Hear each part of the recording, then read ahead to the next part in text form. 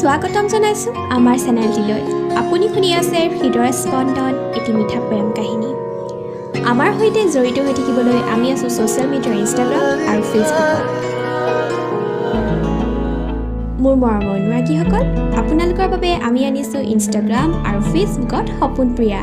লিংকসমূহ ডেছক্ৰিপশ্যনত গৈ বিচাৰিলেই পাব।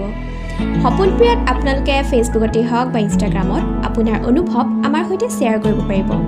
চেষ্টা কৰিম সেই পেজটোত আপোনালোকৰ মেছেজসমূহৰ ৰিপ্লাই কৰাত। হৃদয় স্পন্দনৰ প্ৰথম ভাগৰ 10ম খণ্ড অৰ্থাৎ অন্তিম খণ্ডটিত শুনিলে গীতিকা ঋষিয়ে দিয়া তাইক এটি ধুনীয়া উপহাৰ, লগতে বহাগৰ 1 তাৰিখে ঋষি আৰু বিভাৰ বিয়া। সঁচাকৈ আচৰিত কিছুমান সম্পৰ্ক। একো নোকোৱাকৈও আৰম্ভ হয় কিছুমান সম্পৰ্ক। আজীৱন হাতখন খামুচি ইজনে সিজনৰ সাহস হৈ থিয় হয়। এয়াইতো ভাল পোৱা, য'ত মই ভাল পাওঁ বুলি নহয়, মই আছোঁ নহয় বুলি আৰম্ভ হয়, মই আছোঁতো তাতে শেষ হয়। ইয়াৰ পিছৰ খণ্ডবোৰ শুনিবলৈ আমাৰ চেনেলটি ছাবস্ক্ৰাইব কৰিবলৈ নাপাহৰিব। আমি আহিম আপোনালোকৰ ওচৰলৈ প্ৰত্যেক ৰবিবাৰে। আপুনি শুনি আছে হৃদয় স্পন্দনৰ দ্বিতীয় ভাগৰ 1ম খণ্ড। আজি ৰবিবাৰে হৃদয় স্পন্দনৰ কাহিনীটো আপোনালোকৰ মাজলৈ লৈ আনিছোঁ মই RJ প্ৰিয়ংকাই। আহক তেনেহ'লে আমি একেলগে শুনো হৃদয় স্পন্দনৰ দ্বিতীয় ভাগৰ 1ম খণ্ডটি।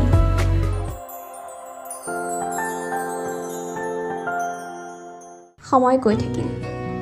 ব্যস্ত পৃথিৱীত ব্যস্ত সমানেই হৈছে দুখন ঘৰ, দুখন সমাজ আৰু তাতোতকৈ ব্যস্ত কইনাদৰা। বজাৰ, কাৰিকৰ ঠিক কৰা সকলো কাম কৰিও বাৰীৰ প্ৰতি খবৰ লৈছে, যাতে কোনো কেনাৰালি নৰয়। এইকেইদিন যেন তাহাঁতৰ ৰ'বলৈও সময় নাই। সকলোকে বিয়াৰ বাবে নিমন্ত্ৰণ দিব লাগে। লগৰ সকলোকে বিভা ঋষি দুয়োটাই একেলগে গৈ মতাৰ সিদ্ধান্ত ল'লে। একেলগে গুৱাহাটী পাই বিভাই থকা ঘৰটোলৈ গ'ল অভিহঁতৰ ঘৰত নিমন্ত্ৰণ দিব বাবে। অভিয়ে বিভা আৰু ঋষিৰ বিষয়ে কোনো খবৰ নাপায়, সেয়ে একেলগে দেখি হতবাক হৈ মেলামুখ মেলাতে থাকিল।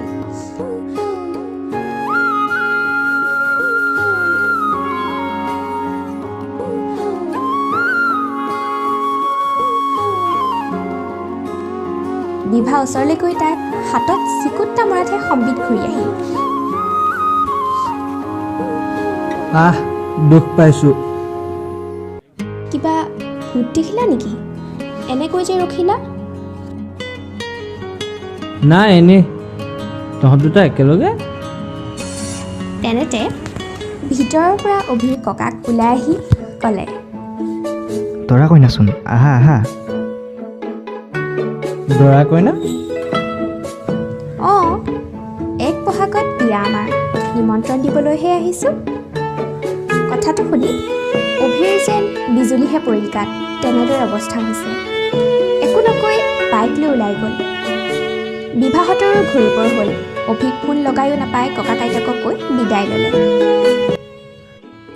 মৰম, মোৰ অভিতাৰ আচৰণ দেখি একো নহয় অ', সি আচলতে কামলৈ যাবলৈ দেৰি হৈছে বাবে গুচি গ'ল। হ'লেও এনেকৈ নকয়। তথাপিও মোৰ হজম নাই হোৱা। তুমি অলপ বেছি ভাবিছা।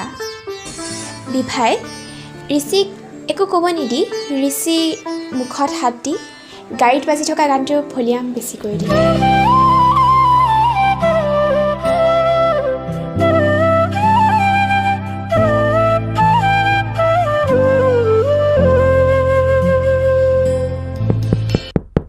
তেনেতে দৰজাখন খোল খালে।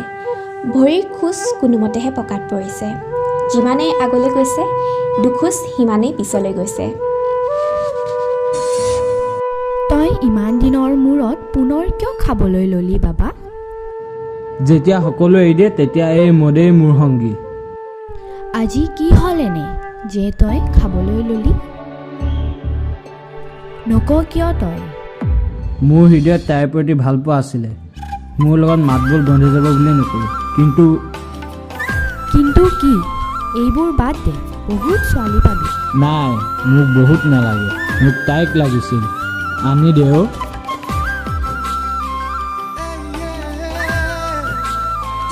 এই বুলি ওলাই গ'ল পুনৰ। এইবাৰ বাইকখন অধিক স্পীডত। ৰখিলগৈ এটা ফেক্টৰী। ভিতৰত এখন ডাঙৰ টেবুল, য'ত পৰি আছে ড্ৰাগছ, মদ, কটাৰী, বন্দুক, বোমা। ওচৰতে ড্ৰাগছৰ পেকেট তাৰ পৰা অলপ বাওঁহাতে লৈ ব্যস্ত জন অন্য এখন পৃথিৱীত তেনেতে টেবুলখনত 1 লাখৰ এটা বান্দোল পেলাই এজনী ছোৱালীৰ ফটো দেখাই জনক মাৰিবলৈ ইংগিত ডোণ্ট ৱাৰি বছ চব হৈ যাব পিছে সেই মানে মোৰ পে'মেণ্টটো কিমান দিব বাকীখিনি পিছত দি থৈ যাম আগতে কামটো কৰি ল ড্ৰাগছৰ এটা পেকেট হাতত লৈ গুচি গ'ল বাইকত পুনৰ